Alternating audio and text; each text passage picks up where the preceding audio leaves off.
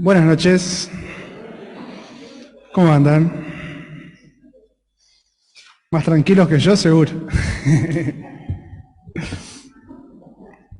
Bien, vamos a orar antes de empezar.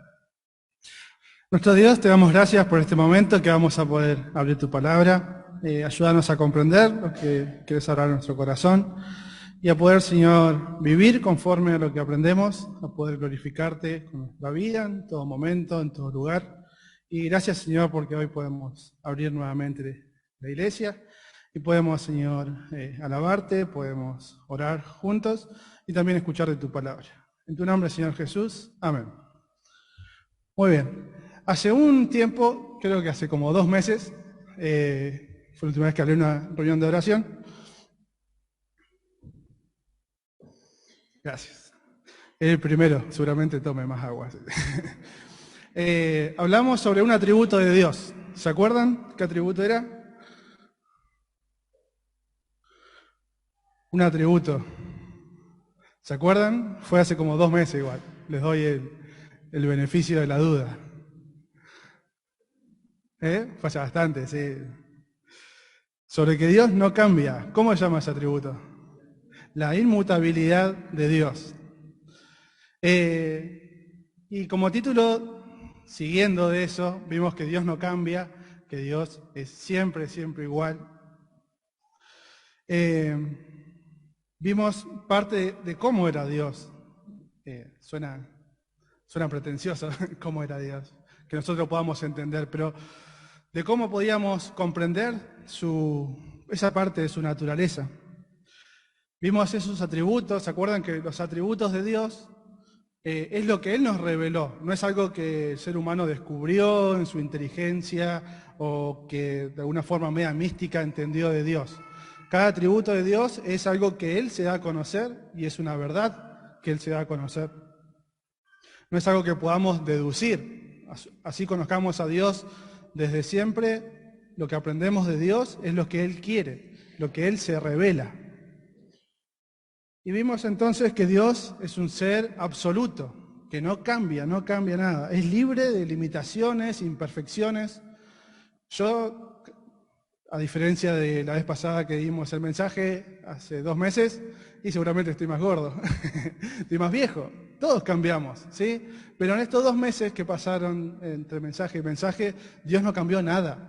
Van a pasar miles de años y miles y millones de años y Dios no va a cambiar nada. Su grandeza es igual. Su grandeza no tiene límite, no tiene una deficiencia que pueda cambiar. Dios no mejora. Dios no es mejor ayer que hoy. Él es siempre perfecto. Veíamos entonces en Isaías 40, 18, que dice, ¿a qué es semejante Dios? ¿A qué es igual? ¿A qué se parece? Y la respuesta es, a nada. Y veíamos como puntos en ese tiempo sobre la inmutabilidad de Dios en 3 aspectos. Primero, en sus propósitos, sus perfecciones y su persona. ¿Sí? Vimos más o menos eso.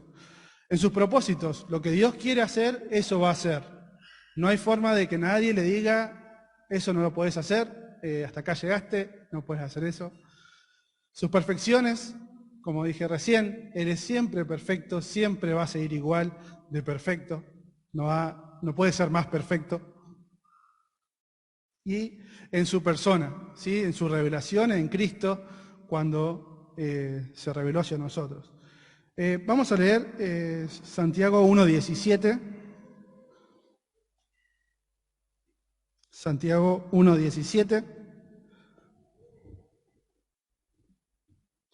Dice, toda buena dádiva y todo don perfecto desciende de lo alto, del Padre de las luces, en el cual no hay mudanza ni sombra de variación. Es un texto que más o menos camina lo que venimos diciendo. Toda la grandeza de Dios no cambia, toda la perfección de Dios no cambia. Él es inmutable, ¿sí? Esa palabra engloba todo el concepto de eso. El Salmo 102:27 dice, pero tú eres el mismo y tus años no se acabarán. ¿Sí? Es una forma más poética que encontramos en los Salmos, diciendo de que Dios es siempre, siempre el mismo. De esta perfección, de esta inmutabilidad perfecta y absoluta, podemos comprender que Él es siempre igual y que las cosas están todos bajo su autoridad. ¿Sí? Él es inmutable, es esa palabra que significa todo eso, y también es soberano. Soberano que tiene autoridad para todo. Él tiene autoridad sobre todo lo creado, sobre todo lo que existe. Dios tiene una perfecta autoridad. Entonces podemos ir deduciendo de que nada pasa sin que Él lo permita. ¿Por qué? Porque Él tiene el control de todo. Él no es sorprendido por la situación porque Él ya lo sabe. Su conocimiento no crece porque Él ya lo sabe desde siempre. A veces pensamos esto y nos cuesta entender, pero ¿cómo? Pero así es nuestro Dios. Si pudiéramos entender a Dios a la perfección, sería un ídolo, sería algo creado por nosotros. Si nosotros estudiamos quién es Dios y nos quedamos perplejos y nos quedamos regulando cómo es esto, cómo es que es siempre igual, o cómo que tiene toda autoridad, estamos por el camino correcto de comprender y amar cada día más a nuestro Dios. Entonces, cuando estábamos orando, le estábamos hablando a este Dios, a un Dios que no cambia, a un Dios que es totalmente soberano en todas las cosas. Entonces, la pregunta que quiero que nos hagamos hoy, necesito que piensen conmigo, que estén despiertos, es: ¿puede la oración cambiar las cosas? Si lo que yo hago, si lo que yo le digo a Dios, a un Dios que no cambia, lo que yo le digo, ¿va a poder cambiar las cosas? ¿Qué objetivo entonces tiene también nuestra oración? Quiero que pensemos en eso. Quiero que, como el objetivo de esta noche, que juntos comprendamos la oración en base y en perspectiva a la inmutabilidad y a la soberanía de nuestro Dios. ¿Sí? Quiero que tratemos de comprender y de que podamos juntos adorar más a nuestro Dios, orar más a nuestro Dios. Podemos hacernos dos preguntas. ¿Puede la oración hacer que Dios cambie de parecer? ¿Qué piensan? Mientras yo tomo agua, ustedes piensen.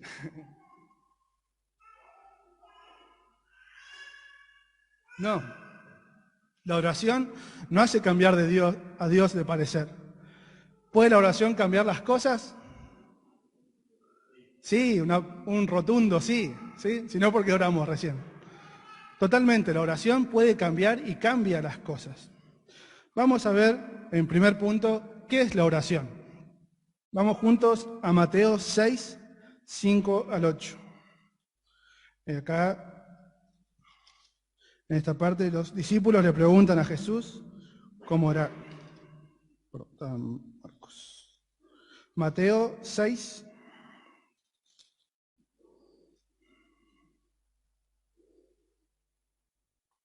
5 al 8. ¿Sí? Está Jesús hablando, enseñándoles a los discípulos, y dice lo siguiente: cuando ores, no sea como los hipócritas, porque ellos aman el orar en pie en las sinagogas y en las esquinas de las calles, para ser visto por los hombres. De cierto os digo que ya tienen su recompensa.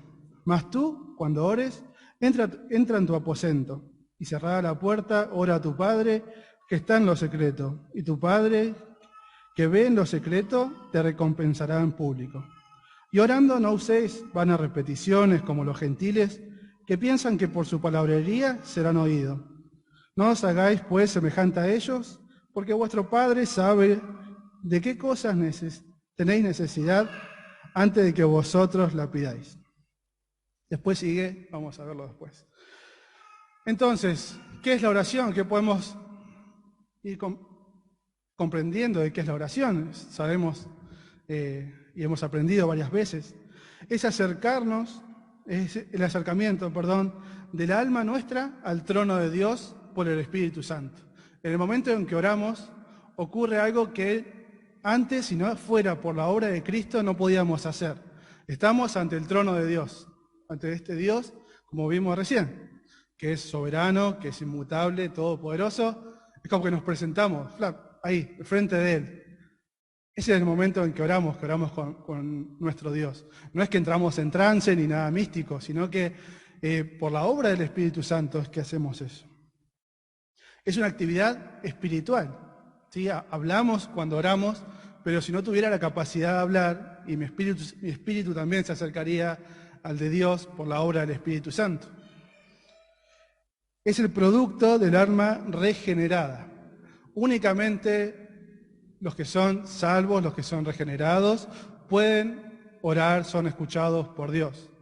Cuando Dios escucha a sus hijos.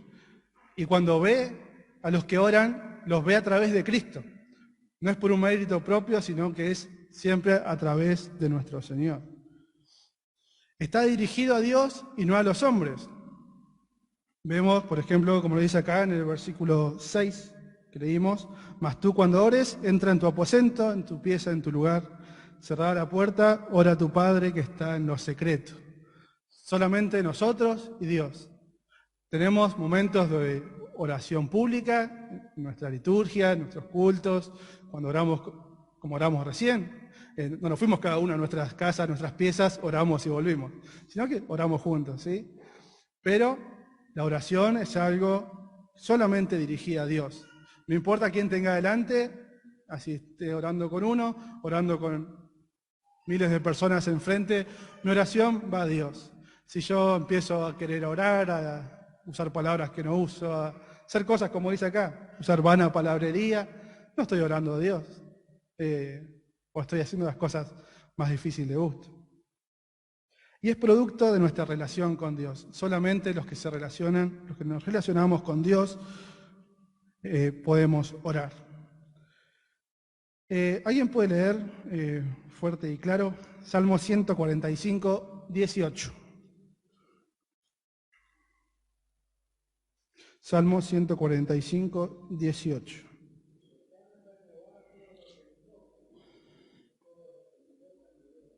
Bien, esa es la actitud que tenemos que acercarnos a Dios, ¿sí? Acercarnos a Dios en verdad, no como queriendo ocultar algo. Él nos conoce mejor que aún nosotros mismos, nosotros.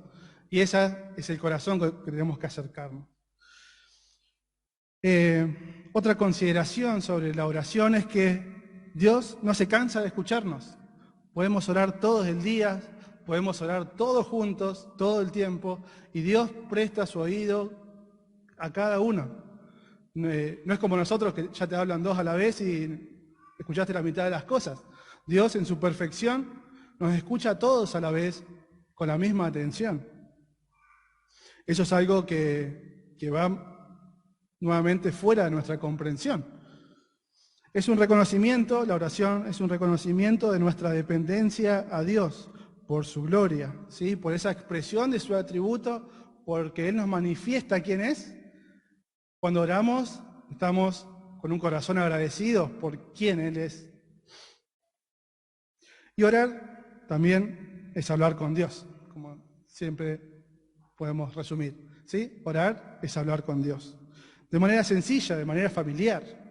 No ir al punto de sin respeto de hablar con Dios, como algunos hablan con total falta de respeto, falta de conocimiento de quién es, que le dicen barba, que dicen diferentes cosas que hemos escuchado de gente orando, diciendo que oran, hablándole a Dios.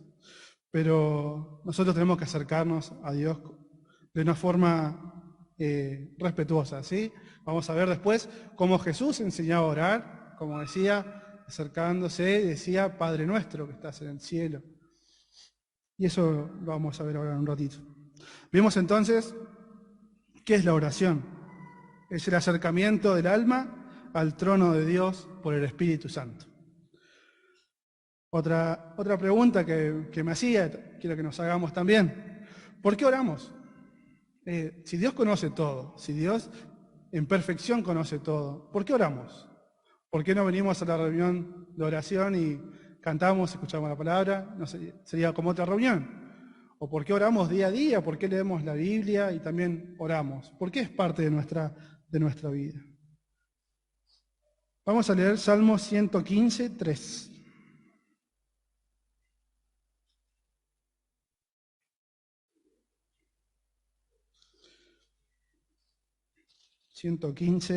Versículo 3. Si alguien lo quiere leer.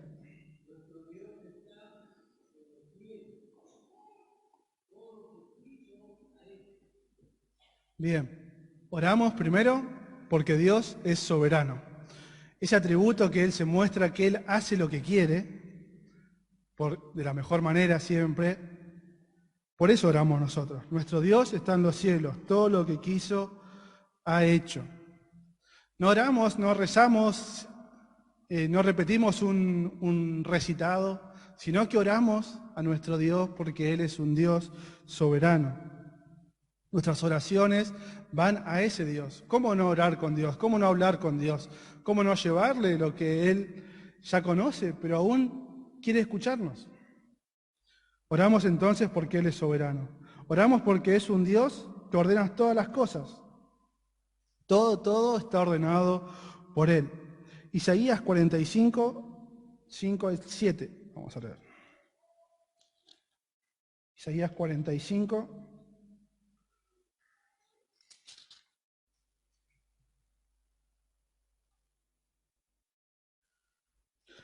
5 al 7. Dice, yo soy Jehová, y ninguno más hay. No hay Dios fuera de mí. Yo te ceñiré, aunque tú no me conociste, para que se sepa que desde el nacimiento del sol y hasta donde se pone, porque no hay otro más que yo. Yo Jehová, y ninguno más que yo. Todas las cosas están ordenadas por Él, todas las cosas están bajo su poder y por eso oramos. Cada circunstancia que pasamos la llevamos hacia sus pies. Y quiero que piensen un poquito esto. Si no creyeras en la soberanía de Dios, tu oración, lo que orás todos los días, lo que orás en privado, ¿sería igual? Si la soberanía de Dios no existiera, ¿orarías igual? ¿Orarías capaz más desesperado? ¿Orarías capaz con más dudas? ¿Orarías temiendo todo el tiempo? La oración no sería un descanso, la oración no sería un bienestar para nuestro alma al saber de que Dios controla todas las cosas. Si nuestro Dios no estuviera al control de todo, nuestra oración sería un grito de desespero. No solo debemos orar cuando estamos desesperados. Nuestra oración tiene que ir todo el tiempo hacia nuestro Dios en gratitud, en agradecimiento. Entonces, ¿por qué oramos? Porque Dios es soberano. Otra de las razones por la que oramos, porque Él lo manda. En la Biblia vemos que hay un mandamiento de que oremos. Y acá anoté 4. Pedid y se os dará. ¿Sí? En Mateo 7 Jesús nos dice eso. En Salmo 50:15 dice, invócame en el día de la angustia. Estamos llamados a que cuando estemos en los malos días, ir a Dios, invocar a nuestro Señor, orar sin cesar, 1 Tesalonicenses 5:17. 1 Timoteo 2, 1 y 2 y también parte del 8 dice que se hagan rogativas, oraciones, peticiones, acciones de gracias por todos los hombres. Somos mandados a orar. La oración, una frase que me gustó, no es opcional. Para el cristiano es como el oxígeno, es lo que respiramos. Pero a veces pareciera que hiciéramos buceo libre. ¿Vieron esos deportistas de que toman aire por un par de minutos? Y bueno, nosotros a veces nuestra vida espiritual pareciera que la queremos vivir sin oxígeno, la vivimos medio azules. Vamos por la vida orando de a poquito, orando solamente ahí en esos momentos cuando estamos pasando mal. Y la oración es algo continuo con nuestro Dios. ¿Cómo no orar por cada circunstancia que paso, sabiendo de que Él controla cada cosa, sabiendo de que Él es soberano? Entonces, ¿por qué oramos? Principalmente porque Él es soberano y porque Él lo manda. ¿Sí? Es un mandamiento que vayamos a orar a nuestro Dios.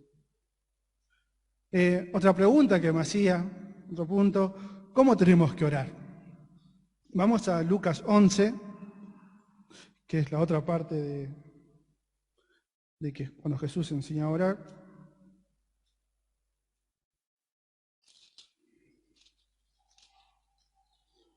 Es el mismo momento explicado por otro evangelista.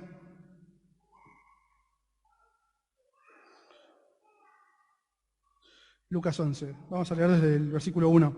Aconteció que estaba Jesús orando en un lugar Y cuando terminó, uno de sus discípulos les dijo: Señor, enséñanos a orar, como también Juan enseñó a sus discípulos.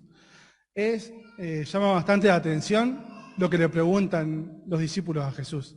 Jesús ya había resucitado muertos, había dado de comer a muchas personas, había sanado enfermos, había hecho muchos milagros. Y ellos le preguntaron: enséñanos a orar. Yo le hubiera preguntado otra cosa, capaz. ¿Cómo sanar a un enfermo? ¿Cómo resucitar a alguien? No sé, de curiosidad uno a veces piensa esas cosas. Pero ellos lo veían y le preguntaron: ¿cómo orar? ¿Cómo tenemos que orar? Y esa es la pregunta que ellos le hacían y que Jesús le responde desde el versículo 2. Y dice: y les dijo: cuando oréis, decid: Padre nuestro que estás en los cielos, santificado sea tu nombre. Venga tu reino, hágase tu voluntad, como en el cielo, así también en la tierra. Esta no pretende ser un mensaje sobre el Padre Nuestro, que podría llevarnos mucho tiempo. Así que quiero enfocarnos en las dos primeras partes. Al principio, en esta primera introducción que hace Jesús y la primera petición que hace. Primero empieza Padre Nuestro. Como vimos recién, la oración es de hijos a padres. ¿Sí? Somos sus hijos, somos los hijos de Dios y le oramos porque Él es nuestro Padre, porque Él nos escucha. Entonces, primero tenemos que ir con esa actitud hacia Dios. Padre nuestro que estás en los cielos.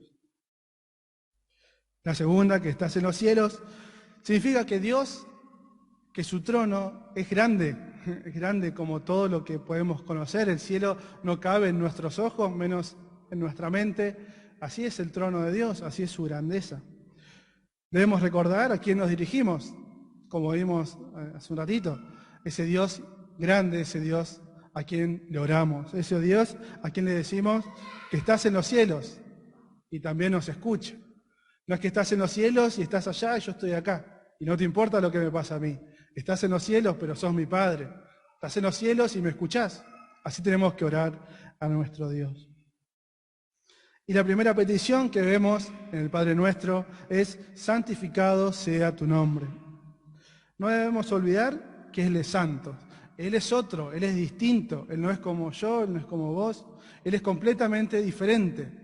Santo en separación del pecado, pero santo en diferente. Santo en que es otro, completamente otro. Entonces, esta pregunta de cómo debemos orar es teniendo en cuenta la comunión que tenemos y la relación con Dios, que a través de Cristo podemos llegar a Él, y también tener una perspectiva de quién es Dios y quiénes somos nosotros. Para resumir ese punto, cómo tenemos que orar, es con conciencia de lo sagrado, sabiendo de que Dios es otro y que nos escucha, que la presencia de Dios no es algo común, no es algo vulgar, no es algo que es algo de todos los días para todos, no, es para sus hijos, todo el tiempo, sí, pero es algo sagrado. El momento de la oración estamos ante Dios, estamos hablando.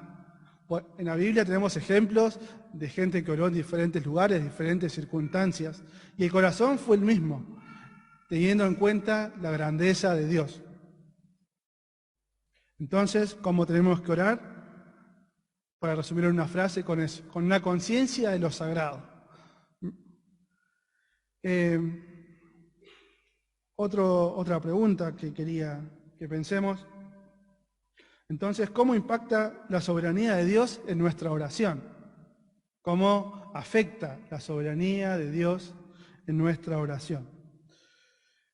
Vamos a Mateo 26.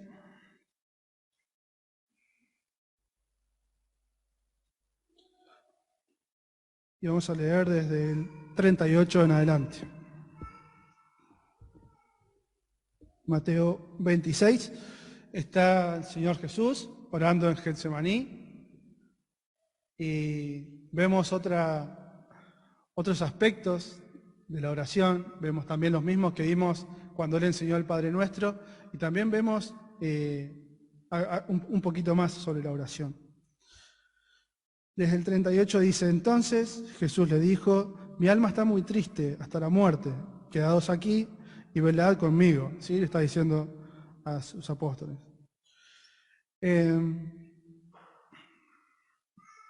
39. Yendo un poco más adelante, se postró sobre su rostro, orando, diciendo: Padre mío, si es posible, pase de mí esta copa, pero no sea como yo quiero, sino como tú. Pasemos al 42.